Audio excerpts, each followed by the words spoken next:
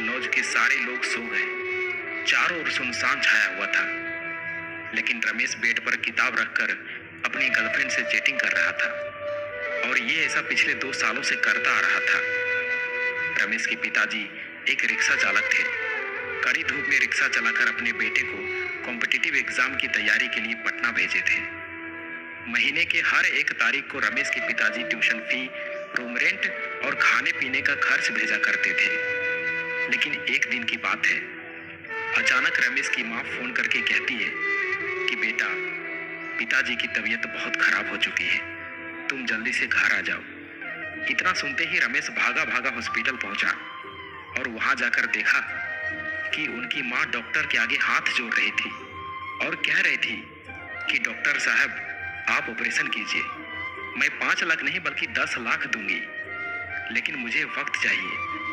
Please आप operation कीजिए, अभी मेरे पास पैसे नहीं है। मैं एक रिक्शा चालक की पत्नी हूँ। लेकिन डॉक्टर साहब हर बार एक ही बात कह रहे थे कि आपको पहले एडवांस पेमेंट करना ही होगा, तभी ऑपरेशन शुरू हो सकता है। रमेश की माँ गांव के सभी लोगों से मदद मांगी, लेकिन किसी ने भी उनकी मदद नहीं किया।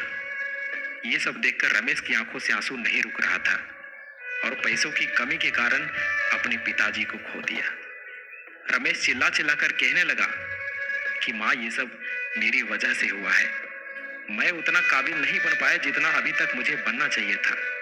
रमेश अपने आप को कोसने लगा और कहने लगा कि काश मैं अच्छे से पढ़ाई किया होता, अच्छे से मेहनत किया होता, तो आज मेरे पास जॉब होता, कुछ कर रहा होता और मैं अपने पिताजी को बचा पाता। दोस्तों, आपके साथ कब क्या और कौन सी घटना हो जाए कुछ पता नहीं चलता। इसलिए अभी आप जो कर रहे हो, जिस काम के लिए आए हो, जो भी आपका लक्ष्य है, जो भी आपका गोल है, उसे पाने के लिए जी जान लगा दो। कोई तुम्हारी पर्सनालिटी नहीं देखेगा, कोई तुम्हारा दुख दर्द इमोशंस नहीं समझेगा। कोई पूछेगा तो बस इतना ही पूछेगा कि कमाते कितने हो। घर वालों ने तुम्हें नाम दिया, अब पहचान तुम्हें अपने दम पर बनानी है। अपने काम के प्रति इतने ईमानदार बनो कि असफलता दूर दूर तक नजर ना आए। प्यार का सहारा लोगे तो एक दिन बर्बाद हो जाओगे। अपनी शान और पहचान बनानी है तो मेहनत का सहारा लेना ही होगा, जी जान से मेहनत करना ही होगा।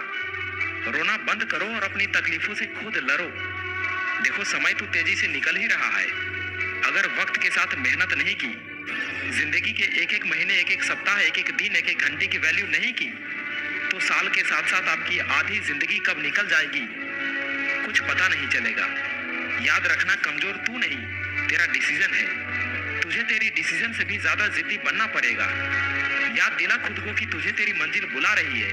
खुद को ऐसा बना कि तेरी मजबूरी भी तुझे तेरी मंजिल तक पहुंचने का रास्ता लगे। देखो, आपका इस धरती पर आना आपके हाथों में नहीं है और जाना भी आपके हाथों में नहीं है, लेकिन इसके बीच का सफर तो आपके ही हाथों में है। तो क्यों ना कुछ बड़ा करके जाए। अरे, तुम्हारी जिंदगी में सभी दुखों का नाश होगा अगर तुम्हारा संघर्ष सबसे महान होगा।